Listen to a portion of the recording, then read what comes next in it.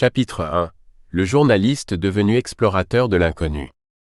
1.1 Les origines. Une jeunesse entre continents. Graham Hancock voit le jour le 2 août 1950 à Édimbourg, capitale de l'Écosse, berceau de penseurs, d'inventeurs et de visionnaires.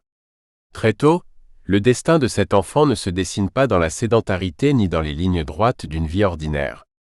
Sa famille déménage alors qu'il est encore jeune, et c'est dans l'agitation bigarrée des rues de Bombay, aujourd'hui Mumbai, en Inde, qu'il passera une partie de son enfance.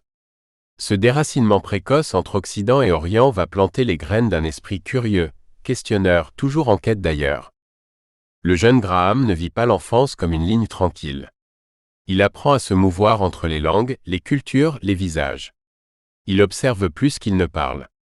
Dans cette Inde post-coloniale encore vibrante d'héritages impériaux et de traditions millénaires, il découvre des temples gravés, des rituels religieux vieux de plusieurs siècles, et surtout cette impression persistante qu'un monde plus ancien que l'histoire écrite respire encore sous la surface du quotidien.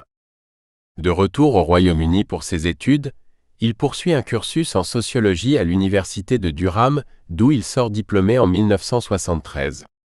Mais là encore, Graham Hancock ne suit pas la voie royale du chercheur ou de l'universitaire. Il choisit les mots, la plume, l'investigation. Il devient journaliste. Et ce n'est pas un hasard. Le journalisme est cette passerelle entre les faits et leur signification, entre l'actualité visible et les causes invisibles. C'est sans doute là, dans cette enfance métissée et ce début de carrière tournée vers le monde, que se forge la première boussole intérieure de Hancock. Il ne croit pas ce qu'on lui dit, sans l'interroger. Il ne voit pas l'histoire comme un dogme, mais comme un récit malléable, écrit par les vainqueurs et trop souvent amputé de ce qu'il dérange. Il comprend également très tôt que la vérité ne se trouve pas uniquement dans les archives officielles, mais souvent dans les marges, dans les silences, dans ce que l'on n'enseigne pas. Ce sont ces espaces de doute et d'inconfort qui nourriront sa future carrière d'écrivain, des zones grises que beaucoup redoutent, mais qu'il choisira d'illuminer avec acharnement. L'esprit de Graham Hancock est façonné par le choc des cultures, la complexité des identités et le mystère toujours palpitant de l'humanité. Ce mélange rare entre observation journalistique, intuition presque mystique et rigueur de l'écriture donne naissance à un profil unique. Il ne sera jamais un scientifique de laboratoire, ni un archéologue de terrain au sens strict. Il sera un traducteur de l'oubli, un passeur de mémoire, un questionneur obsessionnel des fondations sur lesquelles repose notre conception du passé. Dans le silence des bibliothèques, sur les pistes poussiéreuses de sites oubliés, ou au fil des récits mythologiques, une idée s'enracine chez lui.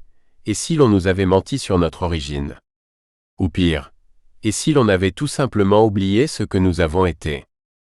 1.2 Une carrière journalistique prometteuse. À la sortie de l'université, Graham Hancock ne se jette pas immédiatement dans les eaux profondes des civilisations perdues. Il commence sa carrière dans un domaine bien plus ancré dans l'actualité et les faits tangibles, le journalisme économique et politique. C'est au sein de journaux reconnus comme The Economist et The Guardian qu'il forge son style incisif, son amour pour la clarté et surtout sa capacité à relier les points, même ceux que personne ne semble vouloir relier. Hancock n'est pas encore l'écrivain de l'invisible. Il est d'abord un observateur du réel, un décodeur du présent. Il couvre des sujets économiques, géopolitiques et sociaux, s'intéressant aux liens cachés entre le pouvoir, l'argent et l'information.